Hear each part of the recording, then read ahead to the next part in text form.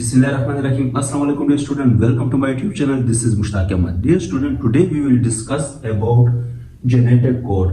आज हम genetic code के बारे में डिटेल के साथ डिस्कशन करेंगे, तो आपने लास्ट तक हमारे साथ रहना है। आपकी जितनी कंफ्यूजन होगी वो आज क्लियर हो जाएगी।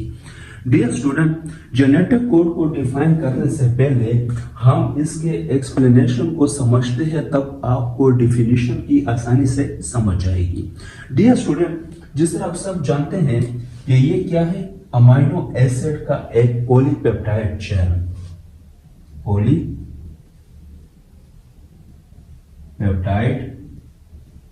Chain of amino acid. Dear student, यहां पर डिफरेंट अमाइनो एसिड हमने ड्रा किए और इसका एक पॉलीपेप्टाइड चेन बनाया। क्लियर? जब डियर स्टूडेंट बहुत सारे अमाइनो एसिड एक पॉलीपेप्टाइड चेन बनाते हैं और वो जब फंक्शनल हो जाते हैं, यानी वो एक काम करना शुरू कर देते हैं, तब आप इसको क्या नाम दोगे? Protein.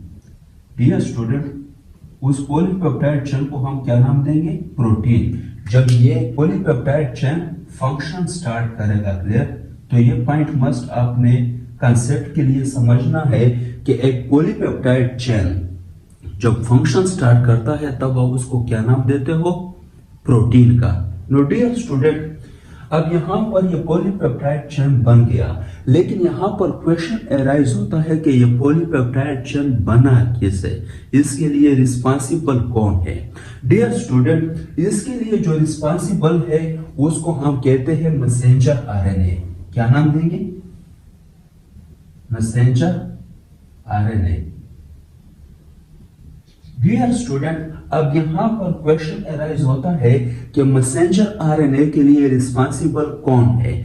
Dear student, messenger RNA किस चीज से बनती है? ये प्रोड्यूस होती है फ्रॉम डीएनए। ये क्या है? डीएनए। क्लियर? और ये क्या है? Messenger RNA. No dear student, polypeptide chain कौन बनाता है? Messenger RNA. Clear? Messenger RNA की प्रोडक्शन कहां से होती है? डीएनए से। तो डियर स्टूडेंट, इस प्रोसेस को हम क्या नाम देते हैं? डीएनए से मैसेंजर आरएनए जो बनती है, इस प्रोसेस को हम क्या कहते हैं? ट्रांसक्रिप्शन।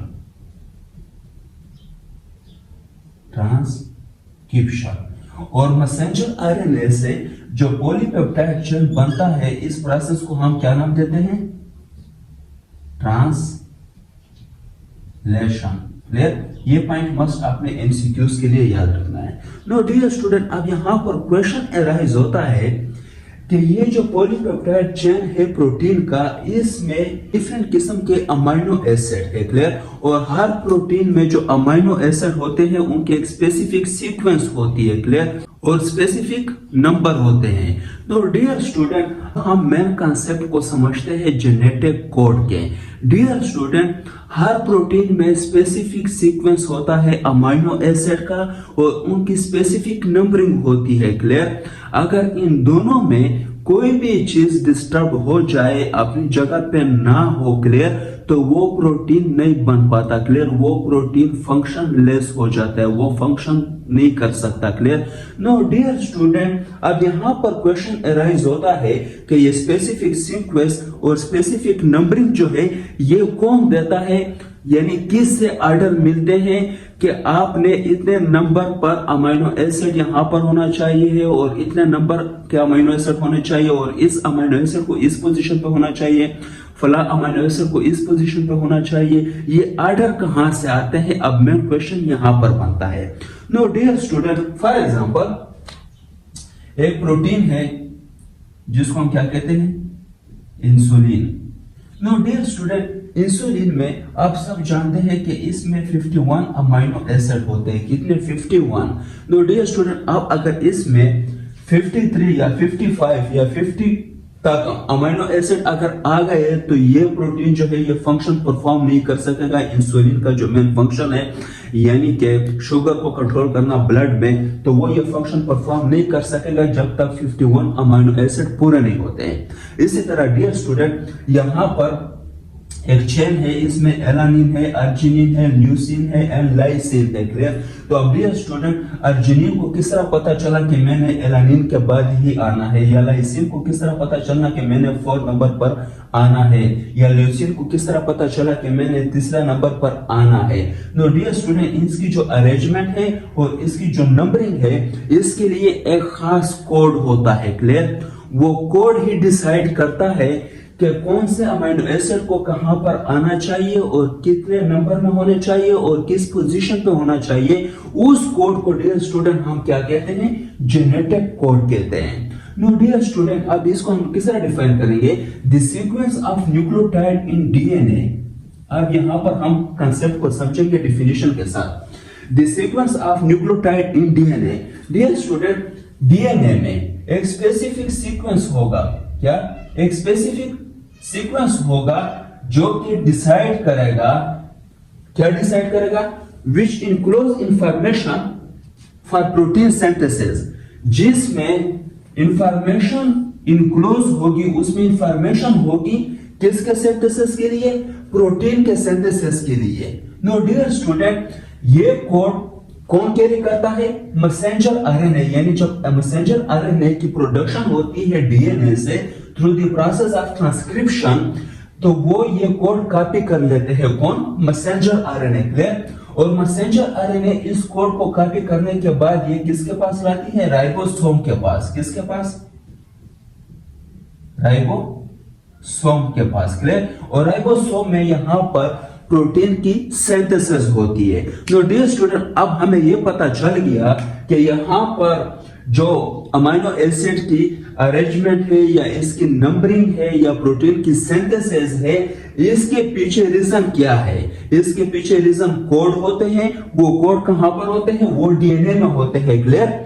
और डीएनए से वो कोड कौन कॉपी करता है? मैसेंजर आरएनए कॉपी करता है। क्लियर? और मैसेंजर आरएनए उस कोड को किसके पास लाती है? राइबोसोम के पास। और राइबोसोम में जो है प्रोटीन की सिंथेसिस होती है। नो डियर स्टूडेंट, ये बात हमें समझ आ गई कि कोड जो है वो रिस्पॉन्सिबल होते हैं जो डीएनए में प्रेजेंट होते हैं। उनका एक स्पेसिफिक सीक्वेंस होता है जो डीएनए में प्रेजेंट होते हैं। क्लियर? और वो क्या बनाते हैं? प्रोटीन बनाते हैं राइबोसोम में। क्लियर? अब क्वेश्चन यहां पर अराइज होता है कि जो कोड होते हैं उसके कितने नंबर होते हैं, यानी कितनी तादाद में होते हैं। डियर स्टूडेंट, अब फॉर एग्जांपल जिस तरह आप सब जानते हैं कि डीएनए में जो नाइट्रोजीनियस बेस होते हैं, क्लियर, उनकी तादाद कितनी है? 4। Guanine, cytosine, thymine, adenine. No dear student, अगर एक ही नाइट्रोजीनियस बेस, क्लियर, एक ही नाइट्रोजीनियस बेस एक कोड बनाएगा तो टोटल कितने नंबर ऑफ कोड होंगे? 4। अब 4 कोड है, लेकिन जिस तरह आप सब जानते हैं कि अमीनो एसिड की तादाद कितनी है, इसकी टाइप्स कितनी है? 20। No dear student, amino acid की जो तादाद है वो कितनी है? 20। अब यहां पर डियर स्टूडेंट 20 अमीनो एसिड है, जबकि कोड जो है वो 4 है। तो अब यहां पर यह बात नहीं बन सकती कि 4 कोड जो है वो रिस्पॉन्सिबल है कितने? 20 अमीनो एसिड, क्योंकि 4 कोड होंगे तो वो 4 अमीनो एसिड ही सिर्फ बनाएंगे, वो 20 अमीनो एसिड नहीं बना सकते। अब हम आते हैं कि अगर हम 2 नाइट्रोजीनियस बेस को ले, यानी कि ग्वानिन और साइटोसिन या थायामीन, एडेनिन, क्लियर, अगर हम 2 को ले, क्लियर, तो हम क्या करेंगे? 4 की पावर 2। अब 4 की पावर 2 कितना आता है?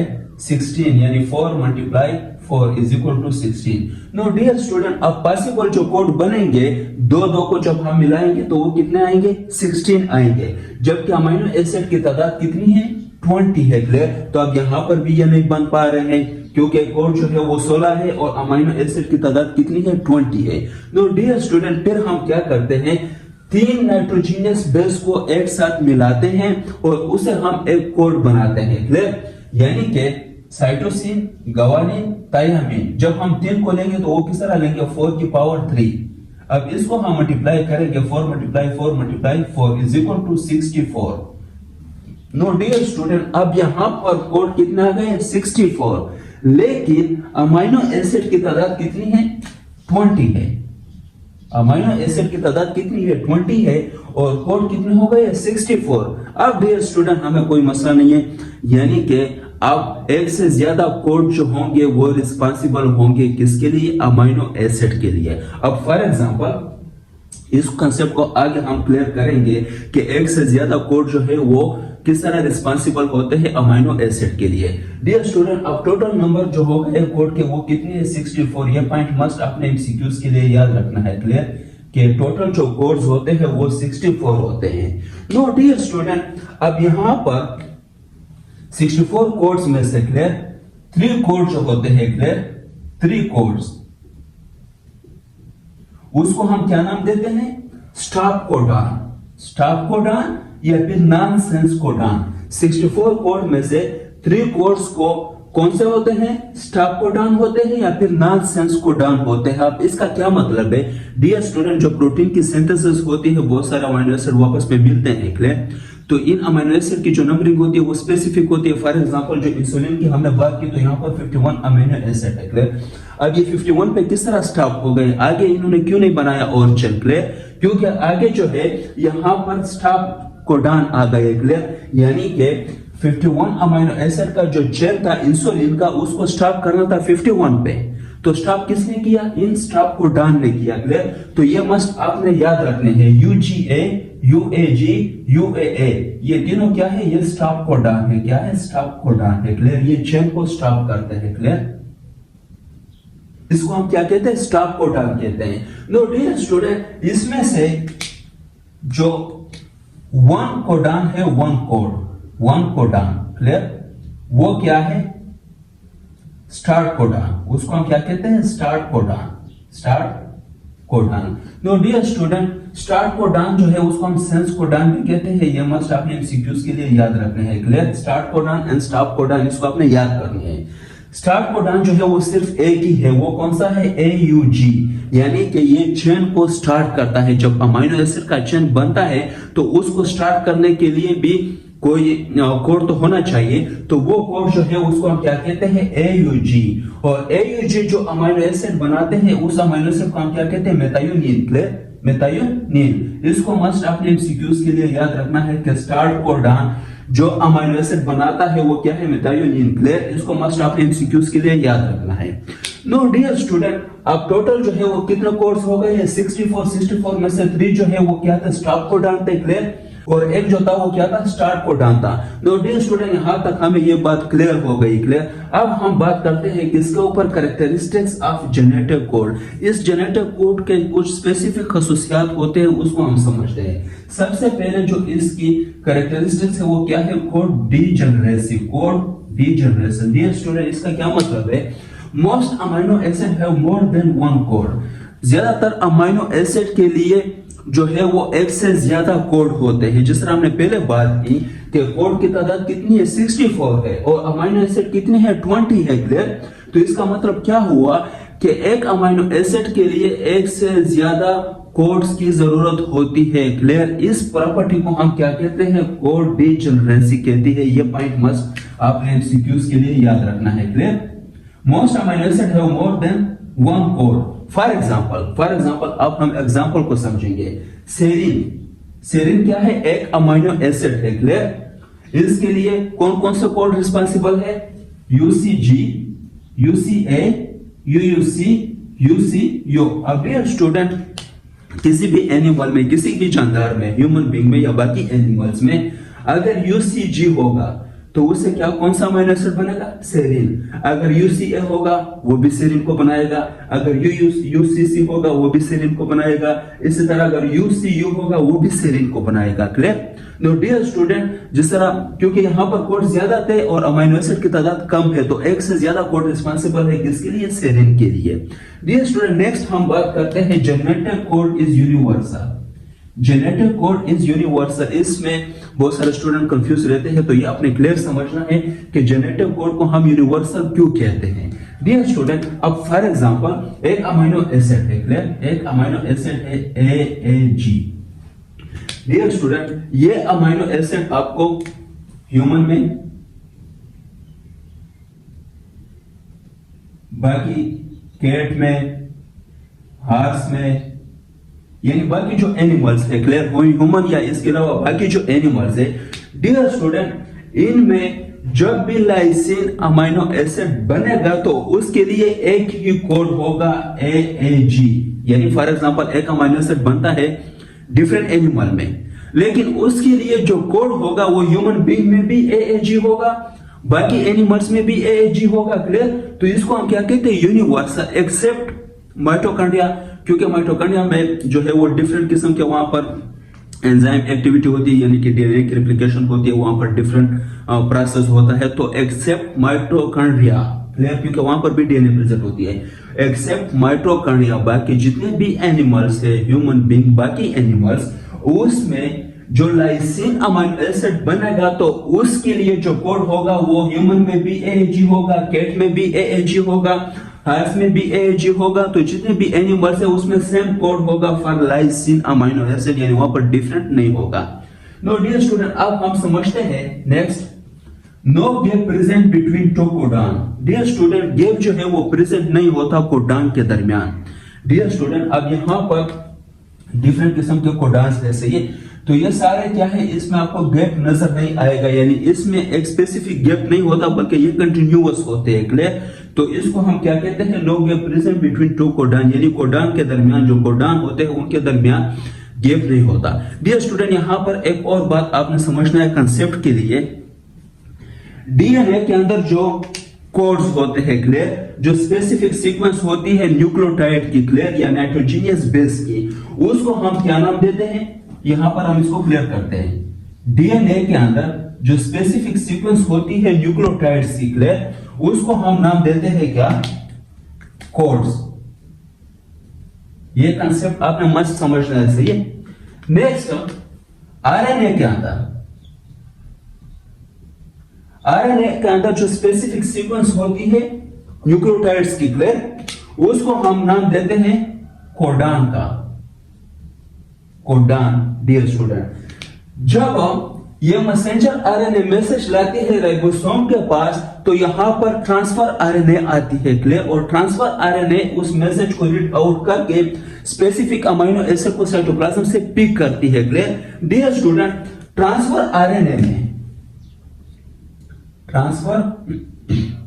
आरएनए में जो सीक्वेंस होता है स्पेसिफिक न्यूक्लियोटाइड का, उसको हम क्या नाम देते हैं, anticodon. No dear student, ये स्पेसिफिकली आपने कंसेप्ट के लिए समझना है, बहुत सारे स्टूडेंट इसमें कंफ्यूज रहते हैं, clear, codes, codon and anti codon. Code जो होते हैं specific sequence in DNA of nucleotide, सही है, specific sequence of nucleotide in messenger RNA is called codon, and specific sequence of nucleotide in transfer RNA is called anticodon. No dear student, मुझे उम्मीद है कि आप सबको समझ आ गया होगा, और अगर किसी को कोई कंफ्यूजन हो तो वो कमेंट में मुझसे पूछ सकते हैं, मैं इंशाल्लाह उसको क्लियर करूंगा। Thank you very much.